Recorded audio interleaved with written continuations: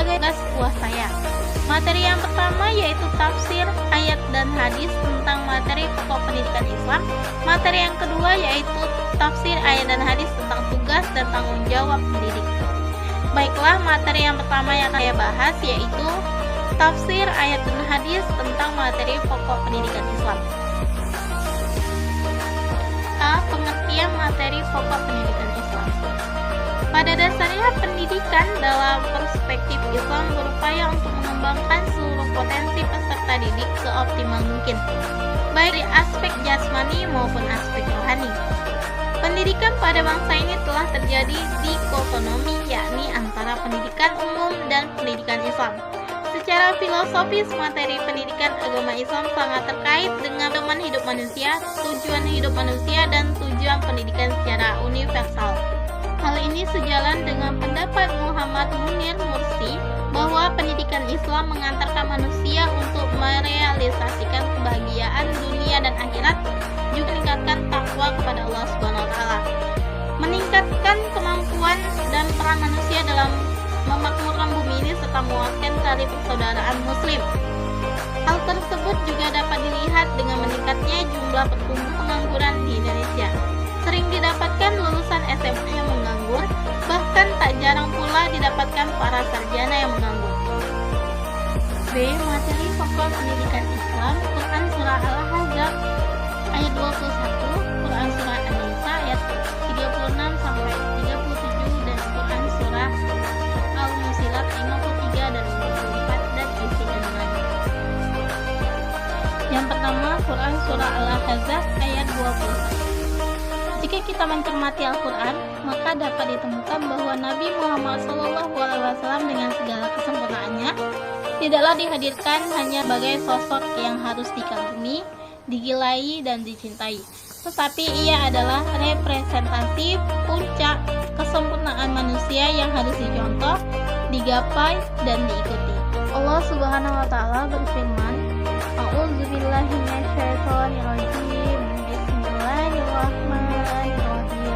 Laqad kana lakum fi Rasulillahi uswatun hasanatun liman kana yarjullaha wal yawmal akhir wa dzakarallaha katsiran. Artinya, sungguh telah ada pada diri Rasulullah itu suri tauladan yang baik bagimu, yaitu bagi orang yang mengharap rahmat Allah dan kedatangan hari kiamat dan yang banyak mengingat Allah. Quran Surah Al-Ahzab ayat 21. Dari Quran Surah Al-Ahzab ayat 21, di atas dapat dipahami bahwa sosok Nabi Muhammad SAW merupakan barometer kehidupan dan suri tauladan bagi manusia.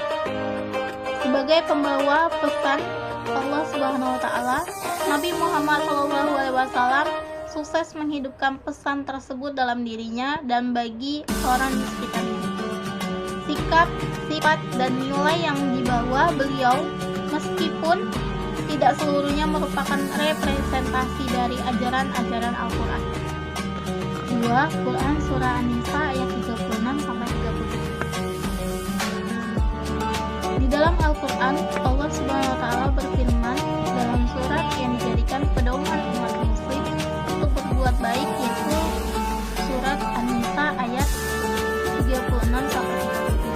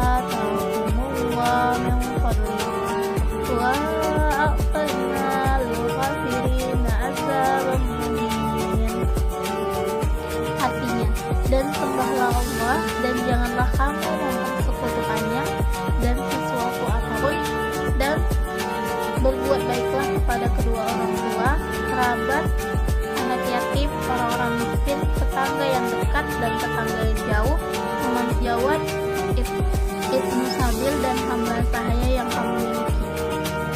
Sesungguhnya Allah tidak menyukai orang-orang yang sombong dan membanggakan diri, orang-orang yang kikir dan menyuruh orang lain berbuat kikir, dan menyembunyikan karunia Allah yang telah diberikan kepada mereka. Dan kami telah menyediakan untuk orang-orang kafir siksa yang menghinakannya. Quran Surah An-Nisa ayat 36-37. Isi kandungan Surah An-Nisa ayat 36 ialah kewajiban terhadap Allah dan sesama. Kita harus menyembah Allah dan tidak mempersekutukannya.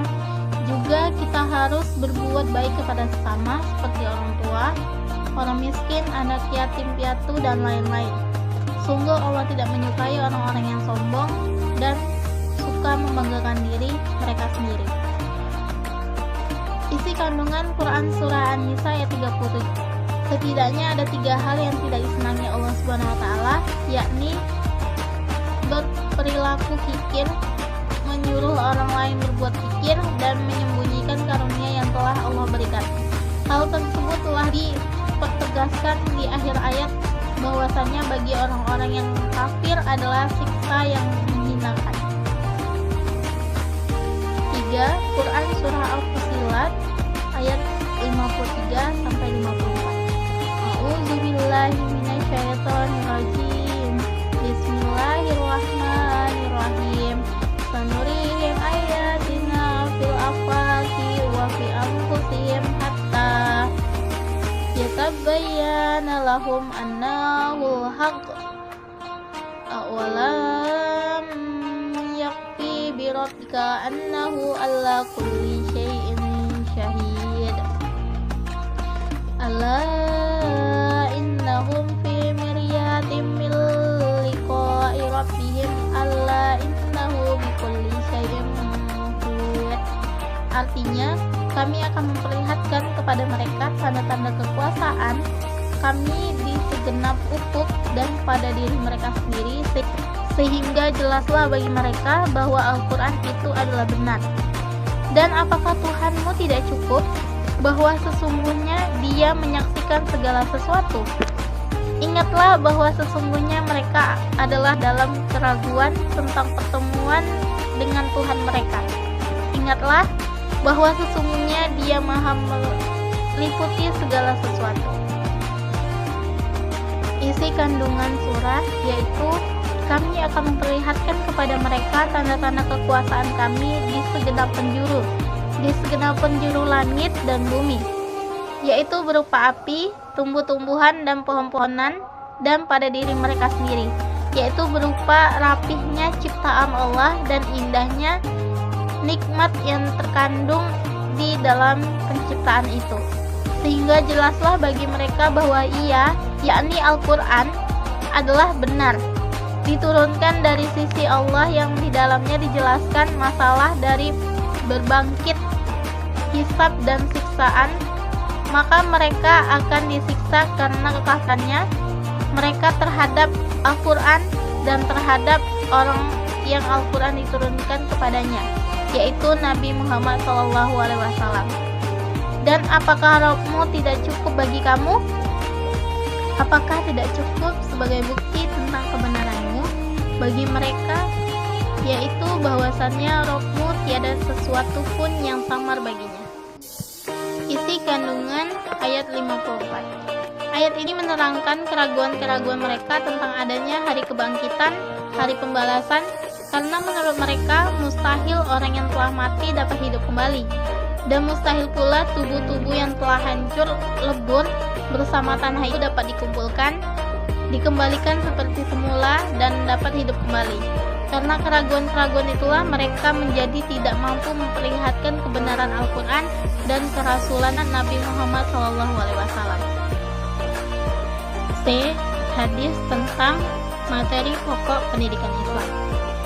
Hadatsana Abu Bakar bin Abi Saibat wa bin Numairi qala hadatsana Abdullah bin Idris an Rabi'ata bin Utsman an Muhammad bin Yahya bin Habban an Al-Araji an Abi Hurairah qala Rasulullah sallallahu alaihi wasallam al-mu'min al-qawi khair wa ahad illallah min al-mu'min da'if wa fi kulli khairan. Hadis riwayat Muslim. Artinya, telah menceritakan kepada kami Abu Bakar bin Abu Saibah dan Ibnu Numair.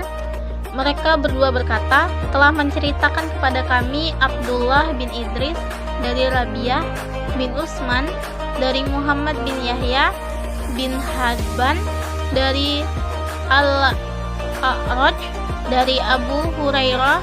Dia berkata, Rasulullah Shallallahu Alaihi Wasallam bersabda, orang mukmin yang kuat lebih baik dan lebih dicintai oleh Allah Subhanahu Wa Taala daripada orang mukmin yang lemah. Pada masing-masing memang terdapat kebaikan. Hadis riwayat Muslim. Materi kedua yaitu tafsir ayat dan hadis tentang tugas dan tanggung jawab pendidik. A. Tugas dan tanggung jawab pendidik. Tugas dan tanggung jawab seorang pendidik adalah mendidik sekaligus mengajar, yaitu membantu peserta didik untuk mencapai kedewasaan. Dalam proses pembelajaran, tugas utama guru selain sebagai pengajar juga sebagai pembimbing. Guru hendaknya memahami semua aspek pribadi peserta didik, baik fisik maupun psikis, dan memahami tingkat perkembangan peserta didiknya yang meliputi kebutuhan pribadi, kecakapan, kesehatan mentalnya, dan lain sebagainya. Perlakuan bijaksana akan muncul apabila guru benar-benar memahami seluruh aspek kepribadian peserta didiknya. Berkenaan dengan peran guru sebagai direktur pembelajaran, guru hendaknya senantiasa menumbuhkan, memelihara, dan meningkatkan motivasi siswa untuk belajar. Ayat dan kandungan dari Quran Surah Al-Imran ayat 164. A'udzubillahi minasyaitonirrajim. Bismillahirrahmanirrahim. Laqad manallahu 'alal mu'minina idh ba'atsa fihim rasulam min anfusihim yatlu 'alaihim ayatihi wa yuzakkihim wa yu'allimuhumul kitaba wal hikmah wa in kanu min qablu lafi dhalalim mubin. Artinya, sungguh Allah telah memberi karunia kepada orang-orang yang beriman ketika mengutus seseorang Rasulullah di tengah-tengah mereka dari kalangan mereka sendiri, yang membacakan kepada mereka ayat-ayatnya, menyucikan jiwa mereka, dan mengajarkan kepada mereka kitab Al-Quran dan hikmah atau sunnah. Meskipun sebelumnya mereka benar-benar dalam kesesatan yang nyata. Isi kandungan surah Al-Imran. Sungguh Allah telah memberi karunia kepada orang-orang yang beriman kepada Allah, mengutus seseorang Rasul di tengah-tengah mereka dari kalangan mereka sendiri, yakni dari jenis manusia dan dari bangsa Arab.